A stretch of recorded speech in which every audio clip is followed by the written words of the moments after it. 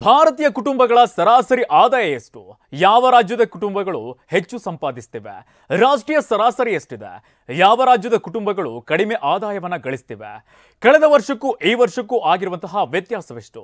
ಕಳೆದ 5 ವರ್ಷಗಳಲ್ಲಿ ಕುಟುಂಬಗಳ ಆರ್ಥಿಕ ಸ್ಥಿತಿ ಹೇಗಿದೆ? ಇವೆಲ್ಲದರ ಬಗ್ಗೆ ನಡೆಸಿರೋ ರಿಪೋರ್ಟ್ ಇಲ್ಲಿದೆ ನೋಡಿ.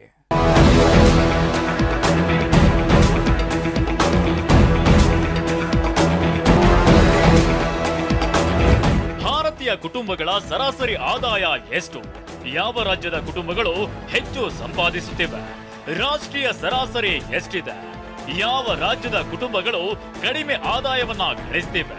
ಕಳೆದ ವರ್ಷಕ್ಕೂ ಈ ವರ್ಷಕ್ಕೂ ಆಗಿರುವ ವ್ಯತ್ಯಾಸವೆಷ್ಟು ಅನ್ನೋ ಬಗ್ಗೆ ಮೊನಿ9 ನಡೆಸಿರೋ ಸರ್ವೆಯಲ್ಲಿ ಅಂಕಿಅಂಶ ಬಹಿರಂಗವಾಗಿದೆ. ಅಲ್ಲದೆ ಕಳೆದ 5 ವರ್ಷಗಳಲ್ಲಿ ಕುಟುಂಬಗಳ ಆರ್ಥಿಕ ಸ್ಥಿತಿ ಹೇಗಿದೆ? ಭಾರತೀಯ ಕುಟುಂಬಗಳ ಉಳಿತಾಯದ ನೆಚ್ಚಿನ ಆಯ್ಕೆ ಯಾವುದು?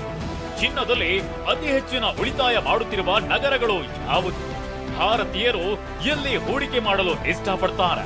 ಭಾರತೀಯರು ಯಾವುದಕ್ಕೆ ಎಷ್ಟು ಖರ್ಚು ಮಾಡ್ತಾರೆ ಮತ್ತು ಎಷ್ಟು ಉಳಿತಾಯ ಮಾಡ್ತಾರೆ ಅನ್ನೋ ಬಗ್ಗೆಯೂ ಸರ್ವೆ ನಡೆಸಲಾಗಿದೆ.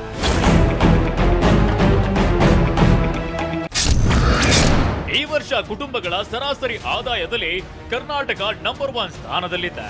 ಅಂದ್ರೆ ಕುಟುಂಬದ ಆದಾಯ 35,411 ರೂಪಾಯಿ ಇದೆ. ಮಹಾರಾಷ್ಟ್ರದ ಕುಟುಂಬಗಳ ಸರಾಸರಿ ಆದಾಯ 35,392 ಇದೆ.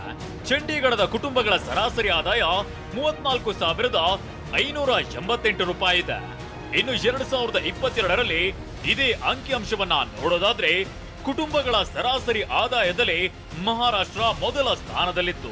ಆದ್ರೆ ಕುಟುಂಬಗಳ ಸರಾಸರಿ ಆದಾಯ 35,559 ರೂಪಾಯಿ ಇತ್ತು. ಕರ್ನಾಟಕದ ಕುಟುಂಬಗಳ ಸರಾಸರಿ ಆದಾಯ 28,840 ರೂಪಾಯಿ ಇದ್ದು 2ನೇ ಸ್ಥಾನದಲ್ಲಿತ್ತು. ಇನ್ನು 2022ರಲ್ಲಿ ದೆಹಲಿಯ ಕುಟುಂಬಗಳ ಸರಾಸರಿ ಆದಾಯ 28,356 ರೂಪಾಯಿ ಇದ್ದು 3ನೇ ಸ್ಥಾನದಲ್ಲಿತ್ತು.